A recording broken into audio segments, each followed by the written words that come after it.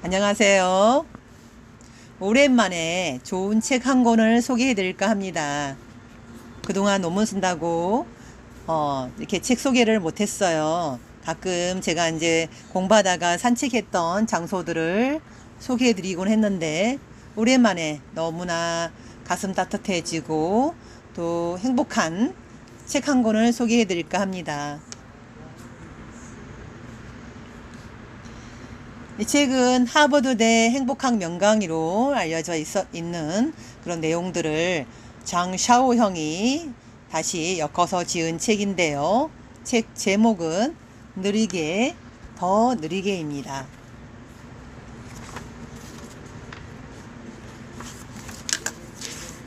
이 책은 1장부터 15장까지로 이루어져 있어요.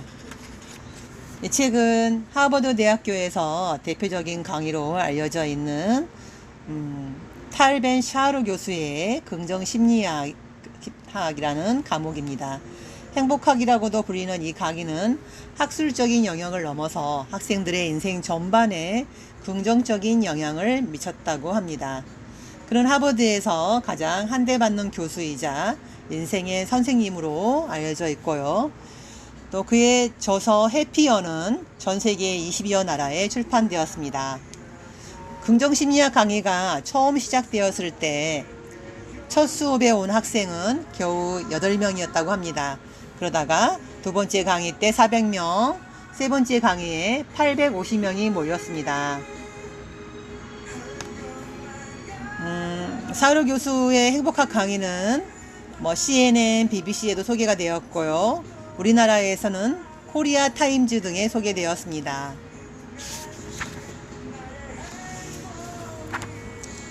진정한 행복은 무엇일까? 진정한 행복은 도대체 어디에 있는 것일까? 행복이 인생의 유일한 기준이자 모든 목표의 최종 목표라는 그의 생각은 많은 사람들의 공감을 얻고 있습니다. 어쩌면 행복은 한순간도 우리 곁을 떠나지 않았는지 모릅니다. 그저 우리의 내면 깊은 곳에 자리한 채 갖가지 스트레스와 부정적인 감정에 짓눌러 숨죽이고 있었는지도 모릅니다. 사실 행복은 언제나 우리 곁에 있었습니다. 조금만 시선을 돌리면, 조금만 생각을 바꾸면, 조금만 미소를 지으면 행복을 어렵지 않게 발견할 수가 있다고 합니다. 행복은 이렇게 늘 우리 곁에서 조용히 우리를 기다리고 있었던 것입니다.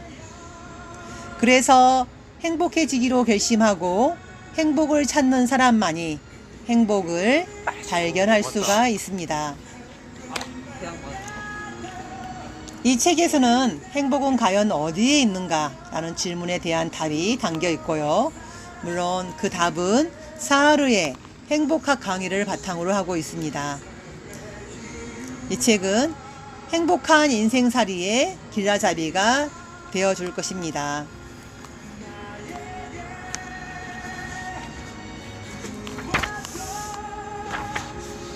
돈과 행복. 돈과 행복은 생계 유지가 힘들 정도로 가난할 때는 돈이 행복과 기쁨을 가져다 주지만 먹고 사는 문제가 해결되고 나면은 수입이 아무리 늘어도 행복감이 커지지 않는다고 합니다. 즉, 빈곤 국가에서는 재산 증가가 생활 만족도 향상에 직접적인 영향을 주지만은 선진국에서는 그렇게 돈이 더 이상 행복을 증가시키지 않는다고 합니다. 이렇게 어쩌면 행복은 늘 우리 곁에 저 하늘의 태양처럼 가까이 있었는지도 모르겠습니다. 그래서 행복하기로 결정한 순간 행복이 찾아오고 또 만족할 줄 알면은 그때서야 항상 즐겁기 때문에 행복이 찾아온다고 하였습니다. 또 행복은 나 자신을 있는 그대로 인정하는 것에서부터 시작된다고 합니다. 누군가는 행복의 조건을 첫 번째, 사랑하는 사람과 함께 있을 것. 두 번째, 자신이 좋아하는 일을 하는 것. 이렇게 행복의 조건을 이야기했는데 여러분들은 공감이 가시나요? 돈이 필요하지 않은 것처럼 일하고 한 번도 상처받지 않은 것처럼 사랑하며 아무도 보지 않는 것처럼 춤추고 노래하라. 다른 사람에게 해를 입히지 않는 한도 내에서 온 힘을 다해 자기 자신으로 살아라. 행복한 사람은 자신만의 목표와 방향을 가지고 있다. 그 목표를 이루는 과정에서 진정한 행복을 느낀다. 신은 우리 인생에서 한쪽 문이 닫힐 때 다른 쪽 창문을 열어둔다. 재물과 명예를 얻고자 하는 욕심이 삶의 의미를 발견하는 것보다 우선시 된다면 인생을 즐기며 행복을 음미할 여유가 사라진다. 성공은 행복을 위한 수단일 뿐 그 자체가 목적이 될 수가 없다. 타인의 기대와 시선 속에 사는 인생은 거울에 비친 그림자일 뿐. 그래서 인생이 90년이라면 90년을 비교하며 또 비교당하며 산다고 합니다. 30년은 배우는 시기라서 성적과 학력을 비교하고 또 30년은 일하는 시기이기 때문에 경제력이라든지 지위를 비교하고 마지막 30년은 노년 시기로 자녀들이 얼마나 잘 사는지 또 건강하게 오래 사는지 등을 비교하면서 그렇게 평생을 비교하며 또 비교당하면서 산다고 합니다. 성공하고 싶다면 자기 자신을 믿고 긍정적인 자기 암시를 하라고 합니다. 일을 할 때는 일을 사업으로 보고 경영하는 사람만이 성공에 가까워질 것이다. 성공한 사람에게는 두 개의 마음이 있다. 하나는 사랑하는 마음이고 다른 하나는 받아들이는 마음이다. 자신의 불완전함을 용감하게 인정하고 솔직한 태도로 삶을 대할 때 존중과 박수의 갈채를 받고 내면에서 우러나는 진정한 기쁨까지 얻을 수 있다. 불완전함을 인정하는 것, 그것이 완벽한 사람이 되는 길이다. 자신의 부족함을 정면으로 대할 때 인생은 비로소 아름답고 안전해진다. 즉 자신의 결점, 약점을 인정하고 강점과 장점에 집중하라. 성공이 꽃이라면 행복은 뿌리이다. 자신에게 맞는 삶을 살아가고 자신이 원하는 대로 살아가는 것이 진정한 행복이다. 자기 자신을 사랑하려면 먼저 스스로를 많이 칭찬해야 한다. 자신의 감정을 있는 그대로 받아들이고 자신을 위해 감동하고 자신을 위해 눈물 흘리며 충분한 동정심과 연민을 가져야 한다. 자기 자신에게 따뜻함을 베풀어라. 자신에게 의미가 있고 즐거운 일을 하라. 나 자신과 다른 사람에게 즐거움을 주는 일, 감사함과 즐거움으로 가득한 인생. 삶은 언제나 아름답고 행복은 어느 곳에나 있다. 감사하는 사람만이 행복을 발견할 수가 있다. 생명의 비밀은 생존을 위해 생존을 포기하는 것이다. 두 손을 꽉 쥐면 그 안에는 아무것도 없다. 그러나 두 손을 활짝 편다면 세상이 너의 손 안에 있을 것이다. 행복해지고 싶다면 자신에게 의미 있고 자신을 행복하게 만들어주는 일을 찾아야 한다. 스스로 가치 있고 중요하다고 생각하는 목표를 추구하는 동시에 그 과정을 즐기고 누리는 법도 배워야 한다. 우리가 필요로 하는 것이 적어질수록 신에게 가까이 간다. 우리의 마음은 어떤 감정을 느끼는 척만 하여도 실제로 그 감정을 얻을 수 있다고 합니다. 그러니까 부정적인 감정을 느끼면은 부정적인 일들이 다가오고, 긍정적인 감정을 이렇게 항상 느끼고 생각하기만 해도 그 긍정적인 현실을 얻을 수 있다고 심리학에서 이야기하고 있습니다. 미시건 대학교에서 10년간 수천 명을 대상으로 연구를 하였습니다. 감사하는 마음을 가진 사람은 생활 만족도가 높았고 삶의 질도 높았고 또 평균 수명도 길었습니다. 반대로 감사하는 마음이 없는 사람들은 10년 후에 인간관계가 어려움이 많았고 또 비교적 고독하게 살았고 사망률도 1.5배 이상 높았다고 합니다.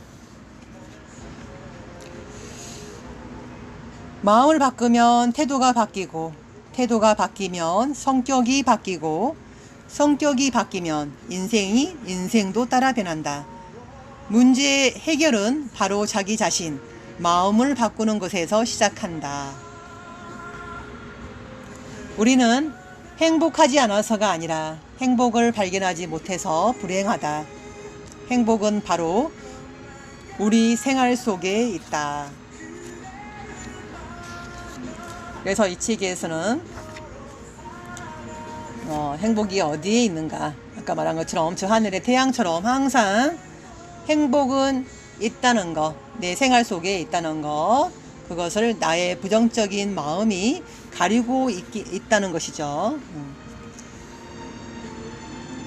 또 내가 행복하기 위해서는 불완전한 나를 받아들이라는 것, 나의 작은 실수 정도는 용서하라는 것, 또 모든 사람을 만족시킬 필요는 없다는 것, 또 물질적인 풍요와 행복의 상관관계에서는 아까 말한 것처럼 우리가 의식주가 어느 정도 해결되고 나면 그 이상의 돈들은 인간을 행복하게 할 수가 없다는 것이죠. 또 이 책에서는 고독은 나 자신과 친해질 가장 좋은 기회라고 합니다. 그래서 부정적인 감정의 노예가 되지 말고 분노를 없애는 것이 아니라 제어하라고 합니다. 또 항상 느린 걸음으로 행복을 지켜라고 합니다. 내 영혼이 따라올 수 있도록 천천히 느리게 걸으라고 하고 있고요. 또 일은 노동이 아니라 사업이라고 생각하고 하라고 합니다. 그래서 이래서 나 자신이 좋아하는 초콜릿을 찾아라는 것, 또 심장을 뛰게 하는 목표를 세우라고 합니다. 그래서 어떤 목표를 세웠을 때 이렇게 뛰라고 하지 마시고 한 번에 한 걸음씩 이렇게 기적을 이루라고 합니다. One step at a time이라고 하죠. 또한 우리가 행복하기 위해서는 자신을 믿어야 한다고 합니다. 항상 자기 자신을 믿고 또 실패에 대한 두려움을 떨쳐버리고 자기 비하의 원인을 찾아서 내 자신을 긍정적으로 변화를 시켜야 되겠죠. 또한 생활 가운데에서 항상 내 자신에게 행복의 주문을 걸으라고 합니다.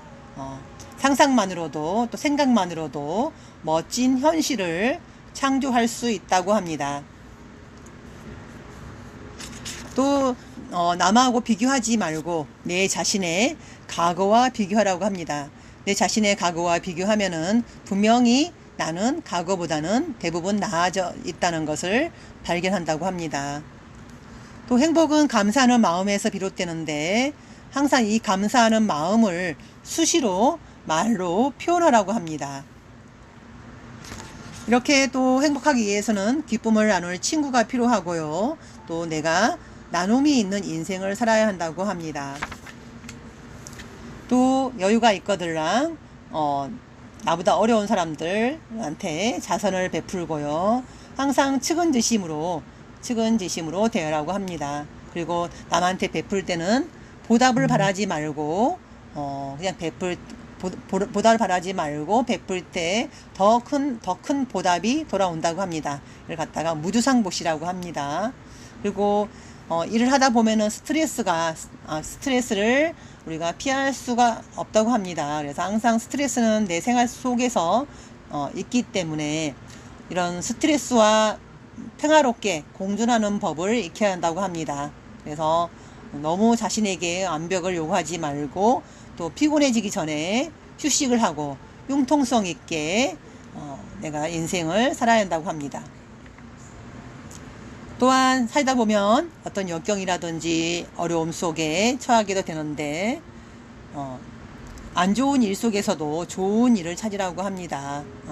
마치 우리가 줄이 끊어진 바이올리니스트가 연주를 하다가 줄이 끊어져도 계속 연주를 하듯이 내가 어떤 역경과 어려움 속에서도 그 속에서 숨어있는 행복을 발견한다면은 아까 말한 것처럼 행복은 항상 내 생활 속에 내 안에 있었기 때문에 그 행복을 마주할 수 있다고 합니다.